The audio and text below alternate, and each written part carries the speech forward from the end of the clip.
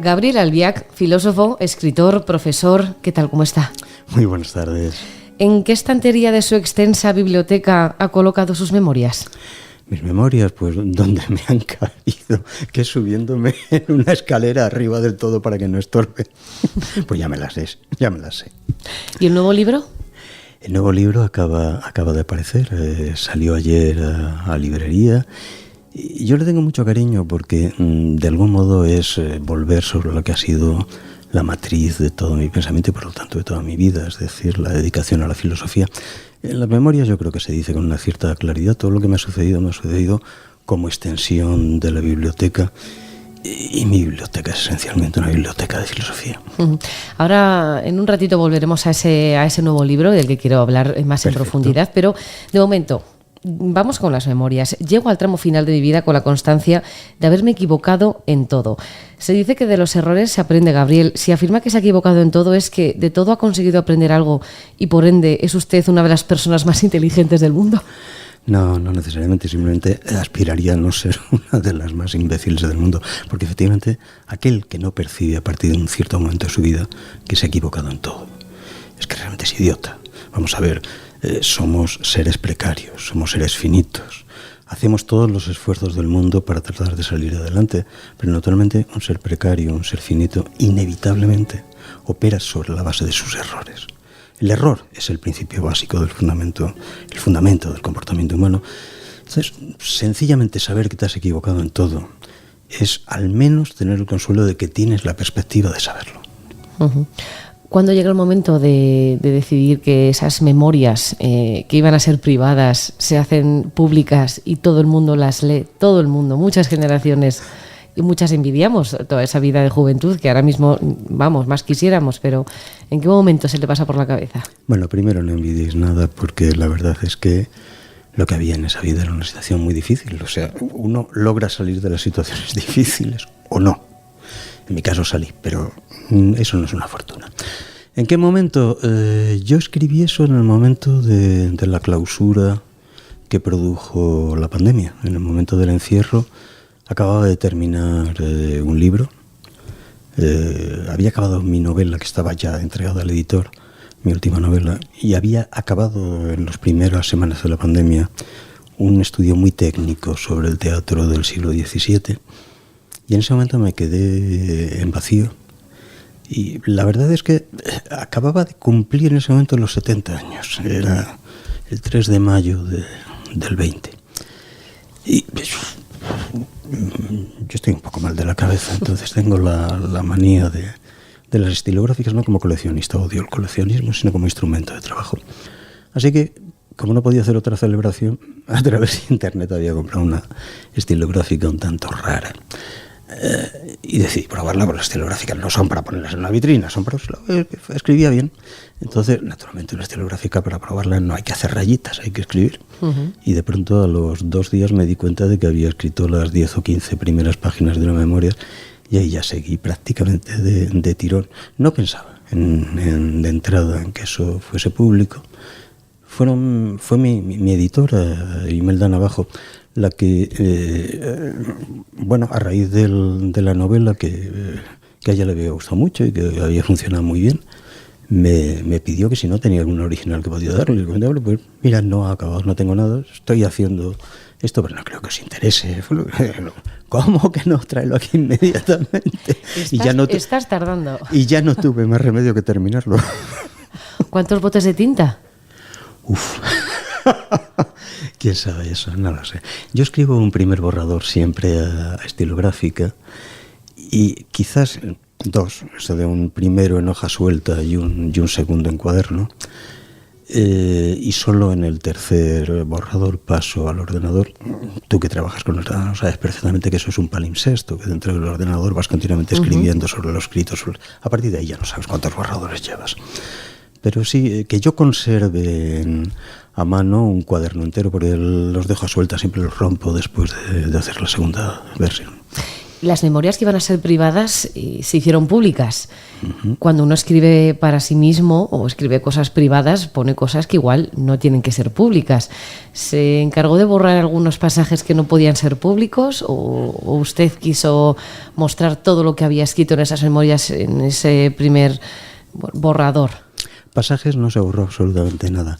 Lo único que sí tuve la cortesía, naturalmente, de que no aparezca ni un solo nombre de nadie a quien no le haya consultado primero sobre si no le molestaba que el nombre apareciese ahí y en las circunstancias específicas en que aparecía.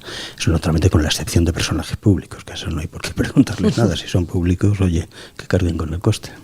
¿Descubre uno cosas nuevas o que había olvidado echando la vista atrás?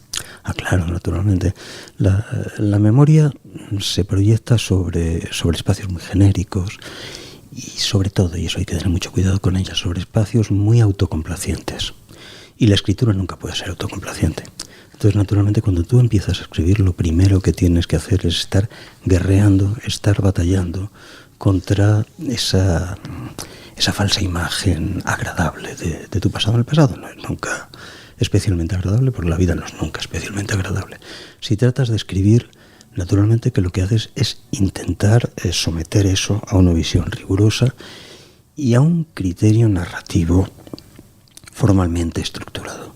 Es decir, para mí la escritura, en primer lugar, es por encima de todo un ejercicio de estilo. Pero eso tanto en las columnas que hago para el debate como en los textos teóricos, los textos académicos. Y en este caso, en el que realmente estás tratando de reconstruir la memoria. Yo me cuido muchísimo, y creo que lo digo en varias ocasiones, en especificar que la memoria miente siempre. Y que por lo tanto hay que tener un exquisito cuidado en no engañar al que lee. Decirle, cuidado, está usted leyendo una narración. Eso exige que de algún modo estructures muy bien el modelo formal para que la narración funcione y al mismo tiempo la trampa no sea inevitable. Al final, los saltos en el tiempo que se dan continuamente en las memorias responden a eso. La idea de que lo que estás contando respecto a 1969 o respecto a 1978 lo estás contando desde la perspectiva imaginaria no ya de un hombre de 18, de 19 o de 27 años, sino de un hombre de 70 que opera con su memoria y que por lo tanto los dos hombres se cruzan. El que existió hace 40 años y el que existe ahora y escribe. ¿Qué diferencia hay entre ese hombre de 40 años y ese que escribe ahora, de 70? Aspiraría a ser un poquitín menos tonto. Soy mucho más... Es muy duro usted consigo mismo. No, es que quien no sepa que hay que atravesar todas las formas de la estupidez para poder sobrevivirla y llegar a entender algo, quien no sepa eso es que está todavía en la estupidez. No, yo no creo que lo sea. Sé perfectamente que los de mi edad hemos atravesado tiempos muy duros. Sé que yo he tenido la inmensa suerte de ser un superviviente y naturalmente que te podría hacer una relación de los amigos de mi edad con mucho más talento que yo que no sobrevivieron. ¿Y que siguen ahí? No, que no están. Que no están. ¿Siempre ha sido tan importante para usted la escritura? Siempre, desde que era un niño.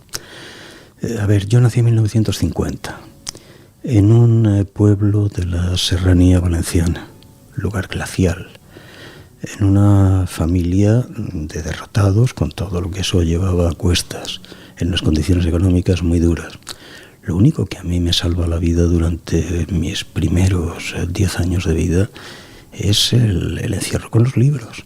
Yo lo que recuerdo de mi infancia, yo cuando digo, es cierto que son condiciones y condiciones, cuando digo lo de Rilke, lo de que la infancia es la patria del hombre, o las exaltaciones miren, lo único que salva mi infancia, y la salva muy bien, todo hay que decirlo, son los libros. Yo lo que recuerdo cuando recuerdo mi infancia es a Richard Cronton y a toda la serie de los libros de Guillermo Brown, y lo que recuerdo es algo que he tratado de reescribir durante toda mi vida en toda mi obra narrativa. Un solo cuento, el cuento maravilloso de Andersen sobre la Reina de las Nieves, que me he pasado la vida tratando de reescribir. ¿La lectura puede salvarle a uno? No hay otra cosa que te pueda salvar. Bueno, perdón. Estoy exagerando, naturalmente, que para un músico está la música o para un pintor la pintura. Para cada cual es su artesanía, pero es lo mismo, me imagino, para un artesano manual. El hacer bien lo que estás haciendo, el dejarte lo que tienes de vida exclusivamente, en el caso del escritor, en una sintaxis bien construida. Tú sabes que sintaxis en griego, sintaxis es el orden de las tropas, para la formación de las tropas para entrar en combate. Te juegas la vida en eso. Si haces mal la formación, destrozas a tu tropa. Pues de algún modo es eso, ¿sabes? La certeza de que en la construcción matemática de esa sintaxis se juega tu vida. Y claro, cuando te has pasado toda tu vida leyendo, pero todo lo demás ha sido lateral, no te puedes permitir al escribir mal. No es que insultes a la escritura, no es que insultes a los que has leído, te estás insultando a ti mismo. ¿Ha vivido usted una vida paralela a la lectura entonces y a la escritura? ¿Ha disfrutado de la vida de comer bien, de restaurantes, de fiestas universitarias? ¿O siempre ha querido ser ese punto diferente? No, yo soy un hombre de tradición epicúrea, en el sentido riguroso del gran maestro Epicuro, que más allá de las estúpidos tópicos, es un maestro mayor. Los dos maestros mayores para la antigüedad, los tres maestros mayores son Platón, Aristóteles y Epicuro. Lo que pasa es que de Epicuro se nos ha perdido la mayor parte de la obra y tenemos que reconstruirla a través de Lucrecio. Pero bueno, no, yo soy un hombre de tradición epicúrea, es decir, pienso que la obligación moral de un ser finito, es decir, un ser que nace y muere en el tiempo, es tratar de vivir conforme a lo que Spinoza llamaba la leticia, el gozo, la alegría, pero naturalmente que eso se hace desde la perspectiva de un ser que está sometido a conflictos continuamente. De lo que usted me comentaba hace un momento, comedor no he sido nunca un comedor, la verdad. Soy un desastre. Pero naturalmente... Me dirá usted que en la serranía valenciana no se come bien. Hija, yo salí de la serranía valenciana a los 9 años. En realidad, si hablamos de mi patria es el funcionariado. Mi madre era maestra, entonces circulamos tal y como corresponde a un funcionario.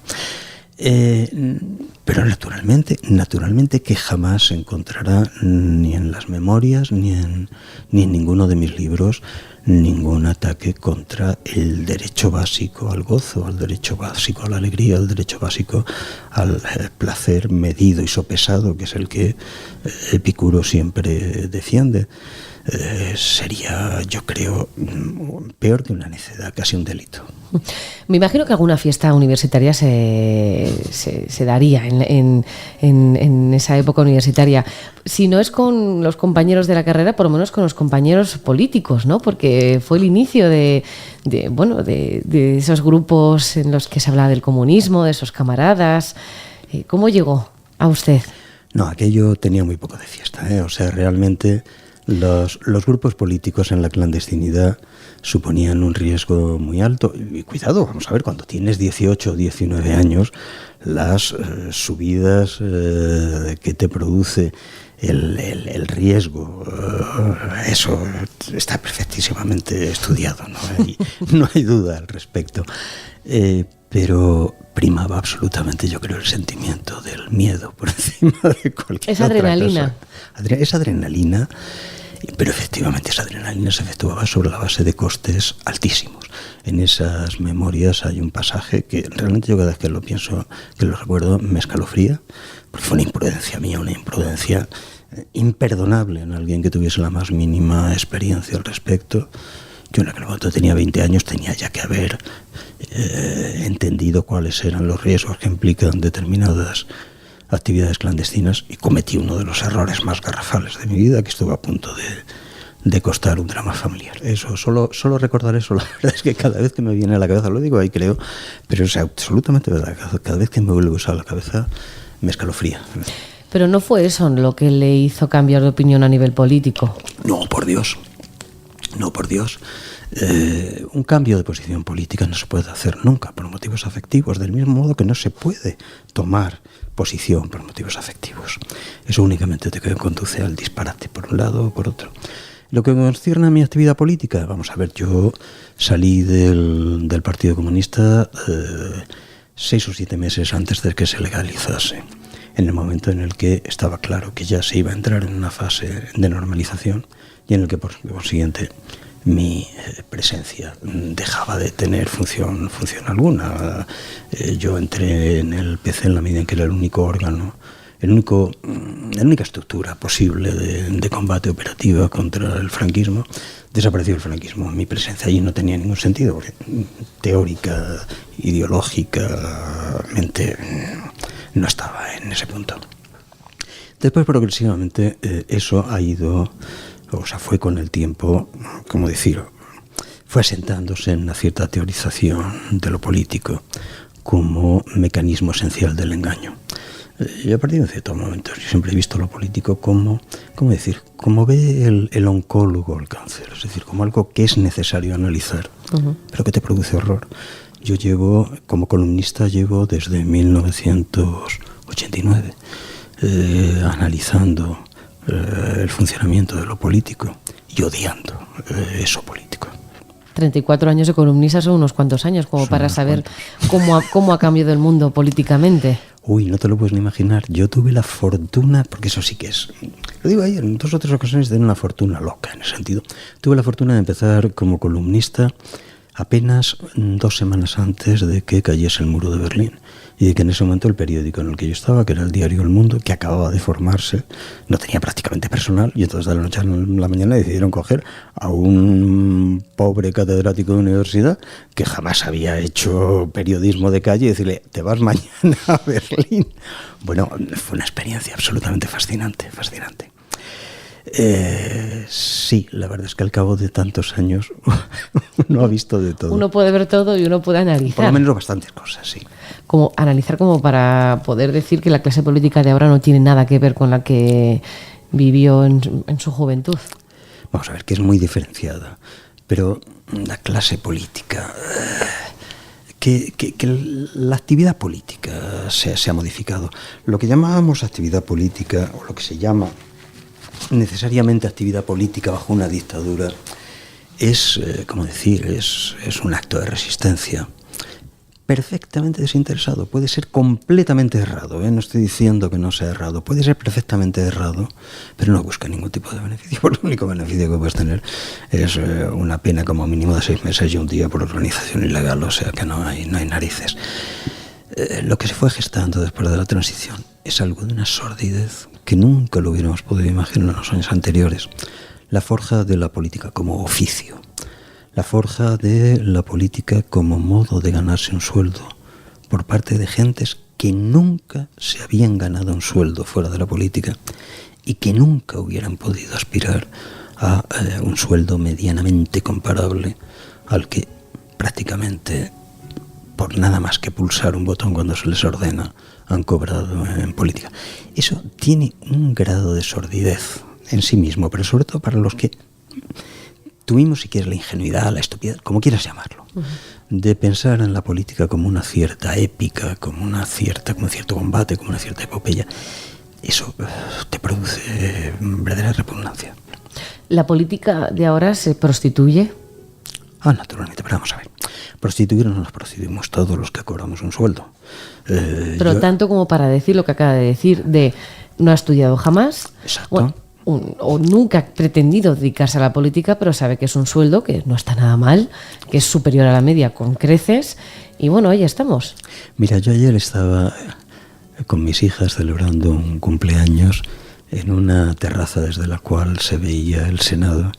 Les decía, hijas, mirad a dónde van vuestros impuestos. ¿Alguien me podrá explicar alguna vez qué utilidad para el ciudadano tiene una institución tan inmensamente cara como el Senado? Pero bueno, eso no es más que un ejemplo. En un sistema como el de las autonomías, que multiplica los cargos políticos, que multiplica los cargos administrativos, que multiplica el funcionariado de un modo completamente disparatado, verdaderamente a nadie se le cae la cara de vergüenza con lo que el ciudadano está teniendo que ceder al Estado en impuestos. No estoy hablando contra los impuestos son imprescindibles en toda sociedad, pero por Dios, que se utilicen del modo absolutamente vergonzoso lo que se utilizan en este país, la verdad es que da muy mal rollo. Pues 45.000 nuevas plazas públicas que ha ofertado Sánchez. Naturalmente.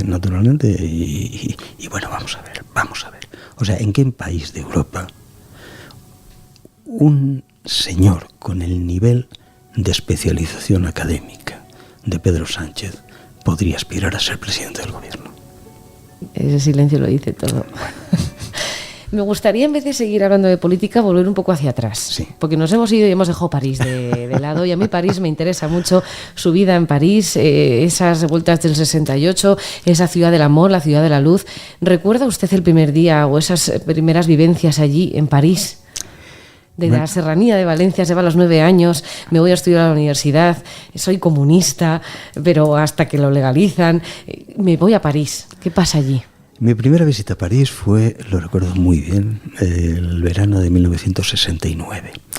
Y en ese momento, ese verano del 69 es absolutamente esencial para la configuración de la extrema izquierda madrileña. Inmediatamente en los meses anteriores se había producido el estado de excepción que había desmantelado completamente el movimiento estudiantil. Y en ese verano del 69 te encontrabas a todos los restos del movimiento estudiantil pululando por París. Yo creo que yo trabajaba como todos en limpieza, estaba de barrendero en un banco de madrugada. A todos los estudiantes que habían sobrevivido, a todos los estudiantes del movimiento que habían sobrevivido, te los encontrabas allí en París recomponiendo sus cosas. Por un lado los trotskistas, por otro los maoístas, por otro los grupos más locos que te puedas imaginar y los que acabaron produciendo cosas más alucinantes. Y no sé, yo creo que me enamoré a primera vista de París y entendí que esa era la ciudad en la que quería estar. Ya después, claro, volví a Madrid debió ser en el invierno del 20, perdón, quiero decir de mis 20 años, claro, del 70 o el 71, establecí contacto epistolar con Luis Althusser, que en aquel momento era, digamos, el gran teórico del marxismo europeo, probablemente el más importante de los teóricos marxistas a la escala mundial en ese momento. Althusser era una persona encantadora que acabó trágicamente, porque él tenía una enfermedad psiquiátrica espantosa y que acabó llevándoselo por delante a él y llevándose a su mujer, a la que estranguló en el curso de un ataque de locura. Pero en ese momento Althusser estaba ya delicado, pero seguía siendo el punto de referencia académica en ese campo, y era una persona sencillamente adorable. Entonces Althusser se hizo cargo de la dirección de mi tesis doctoral sobre el Capital de Marx, de toda mi orientación en el terreno académico. Es Althusser quien me deriva hacia Spinoza, como que solía hacer con sus alumnos más jóvenes, la idea de: mire usted cree que entienda más porque ha leído a Hegel. No, se equivoca. Usted no entiende una sola palabra de Marx si no ha leído previamente a Spinoza. Marx no viene de Hegel, viene de Spinoza. Esa idea de pronto de que teníamos que volver al siglo XVII, todos los discípulos de mi edad, o incluso un poquito mayores que yo, de Althusser, todos hemos acabado en el siglo XVII, y yo creo que es una gran deuda que tenemos con Althusser. Porque liberarnos de Hegel era liberarnos del providencialismo, era liberarnos de la teleología, era liberarnos de esa estupidez que yo veo repetir a los más jóvenes, del asalto a los cielos, del destino histórico, de la finalidad de la historia, y decir: mire, todo eso no son más que suplencias infinitamente torpes de las religiones de salvación. Si ustedes tratan de hacer religión de salvación, váyanse a un campo religioso y ahí meterán menos la pata, pero no le atribuyan eso a la filosofía, porque en la filosofía no hay líneas de salvación. Y cuando escucha de esos discursos a Pablo Iglesias, escuchaba, ahora ya no sé si damos gracias, yo no me posiciono. ¿Qué sentía? Una sensación de analfabetismo terrible y también una sensación de fracaso. Es decir, nosotros pensábamos en el final de los 60 y en el principio de los 70 que aquello había quedado hundido en la arqueología de la prehistoria, que esas eran las tonterías de los manuales soviéticos y de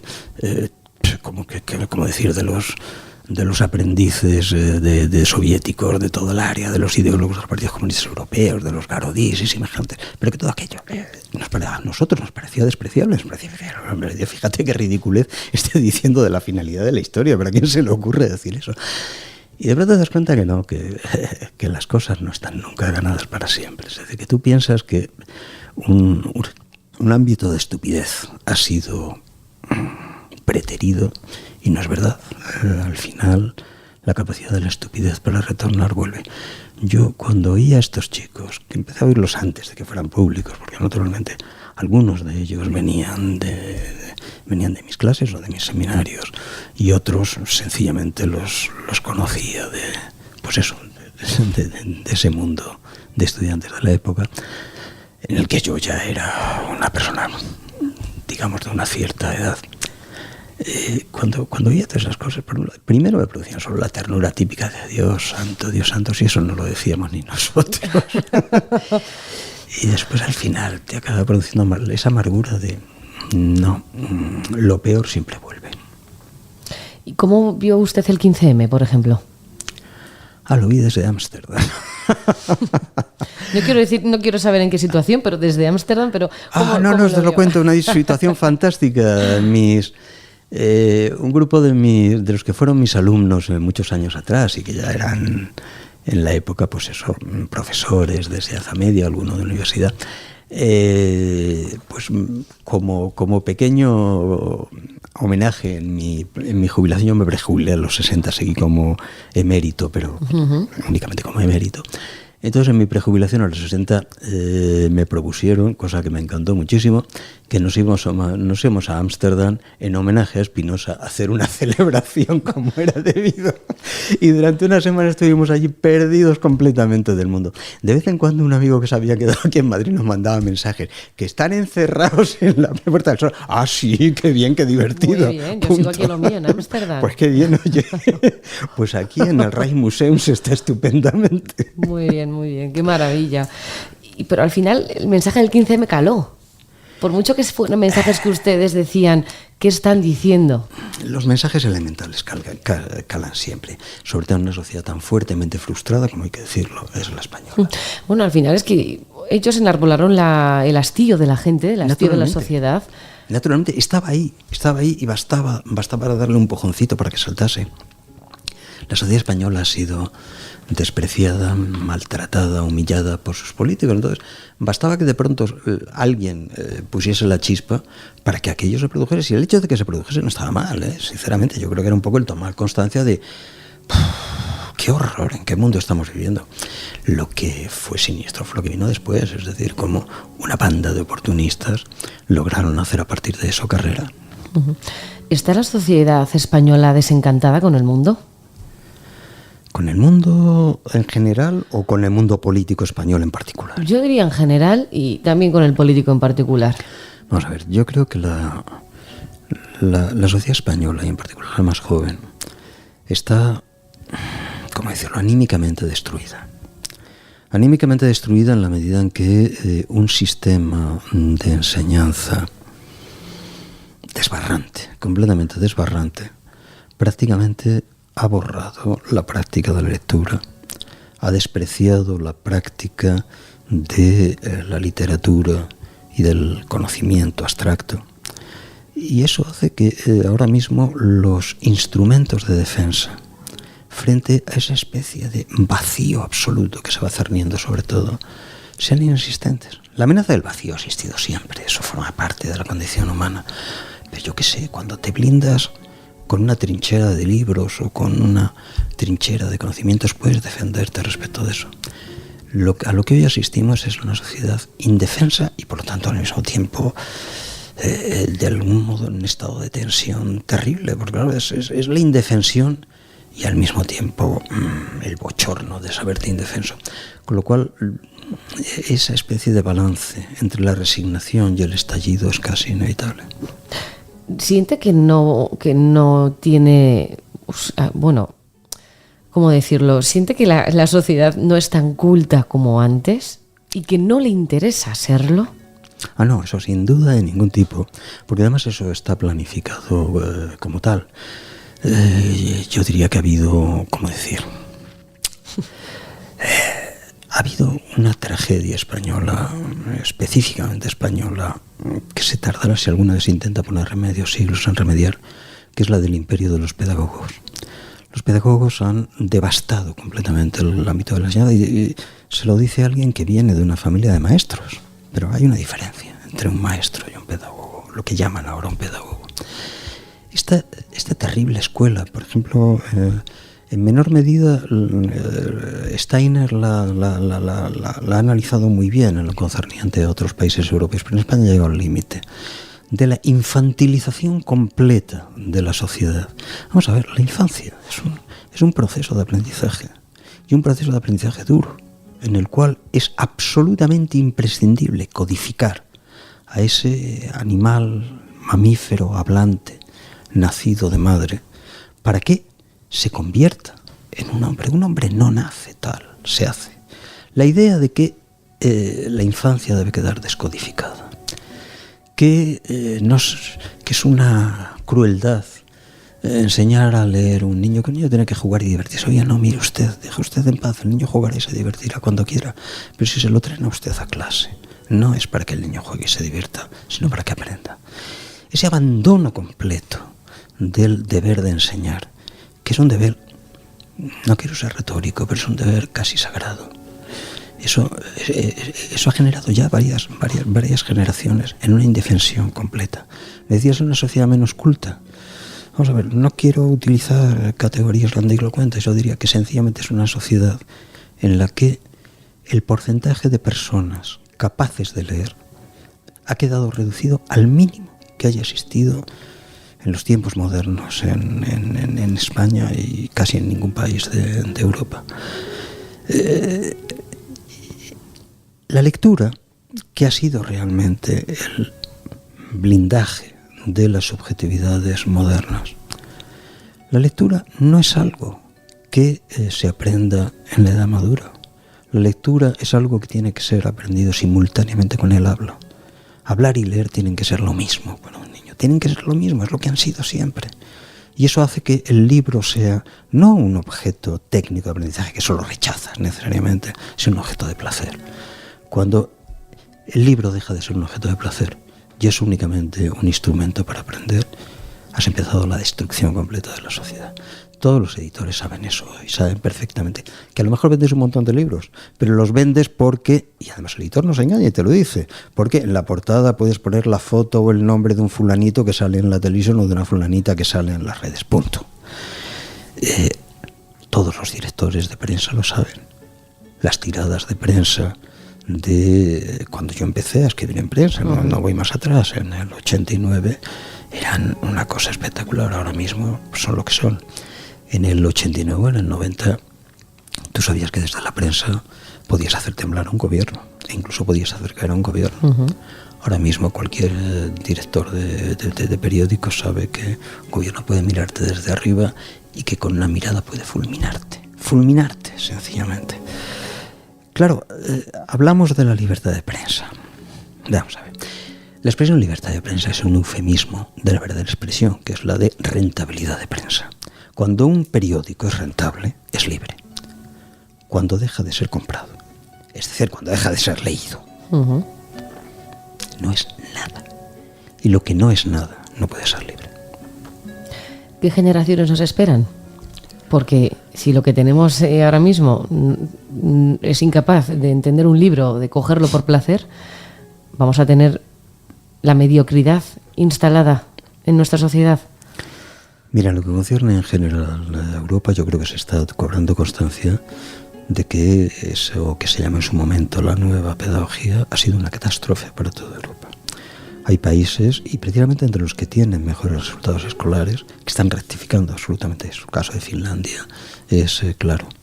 Hay países, el que yo conozco más directamente, Francia, donde pese al deterioro, que es inmenso, la vía de excelencia, la vía de élite, lo que, bueno, es algo que funda Condorcet en 1789, o sea que tiene un cierto tiempo, sigue manteniéndose a través de las grandes escuelas. O toda Europa se replantea un retorno al rigor en el ámbito, yo no diría de la educación, no me gusta ese término, de la enseñanza. O si se toma una terminología clásica, la que se utilizaba en España en los años 30, la instrucción pública, porque es instrucción pública en todos los sentidos. O se retorna a una enseñanza, una instrucción rigurosa, o Europa será, pues eso, una reliquia en trance de extinción que servirá pues como parque temático para turistas. ¿Los jóvenes son incapaces de coger un libro? Así en un porcentaje muy alto, sí.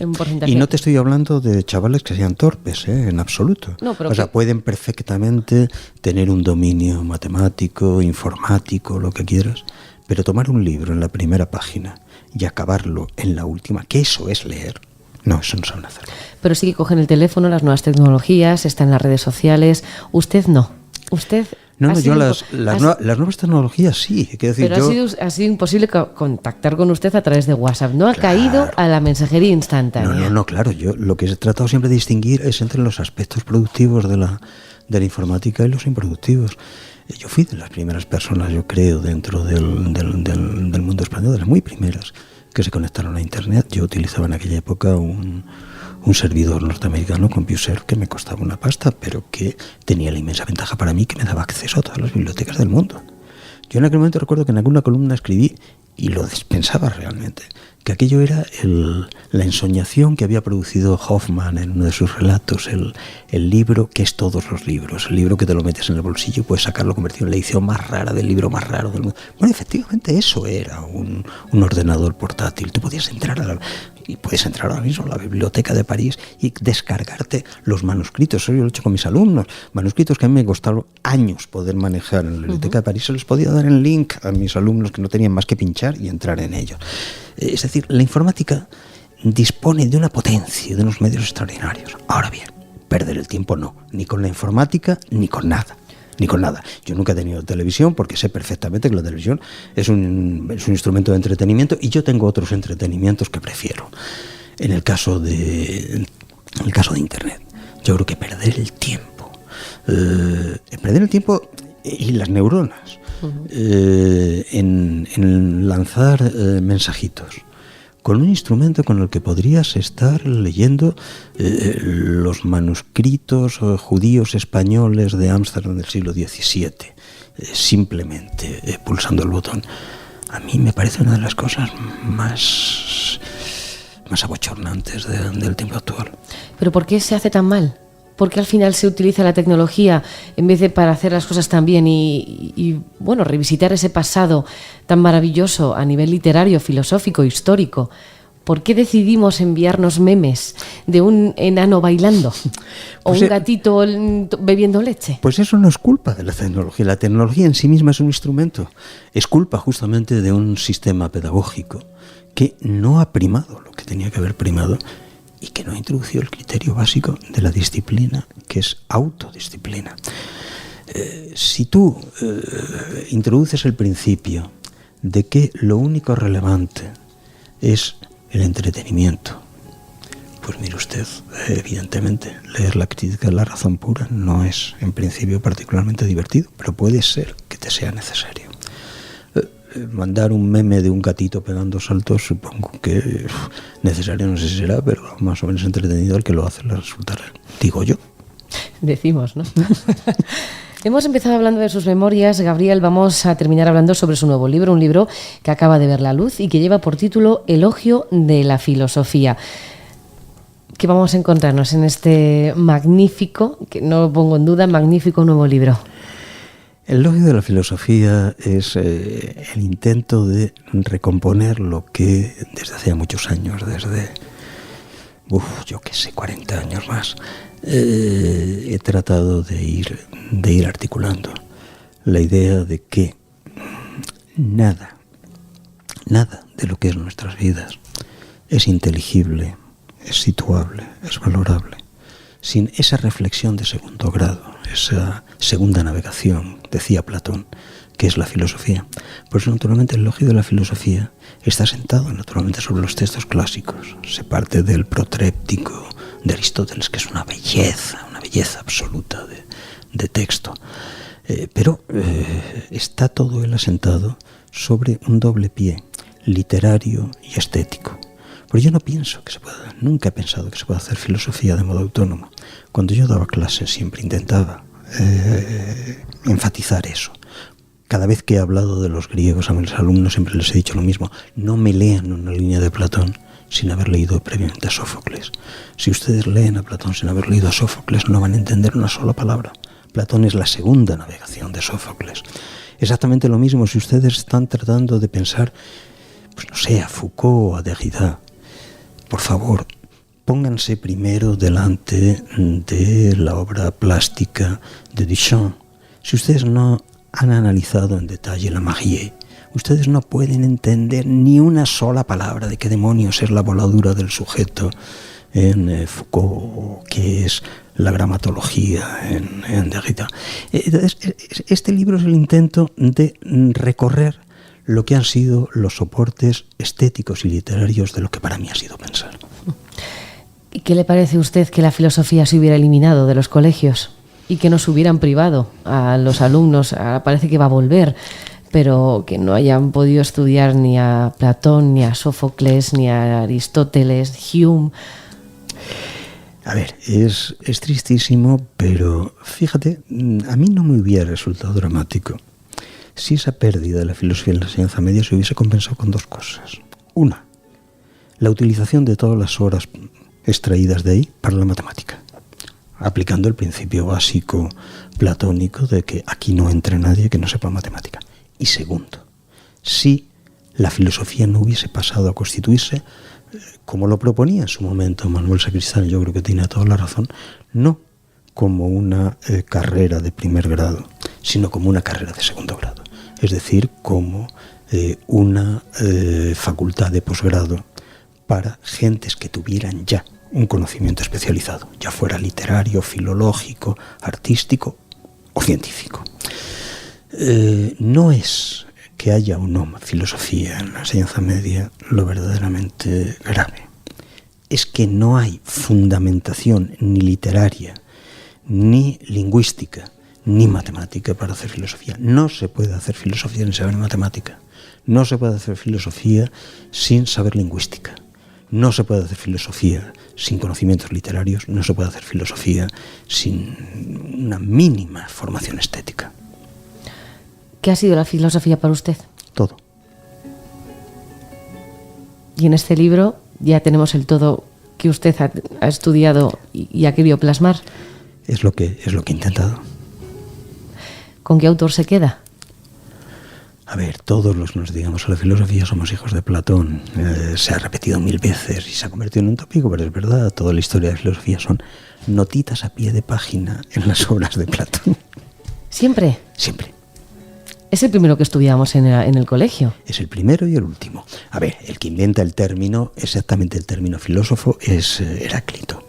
Pero efectivamente la filosofía, quien la configura como disciplina, es Platón. Y es lo fascinante y es lo que es tan enigmático. Es una disciplina que nace completa.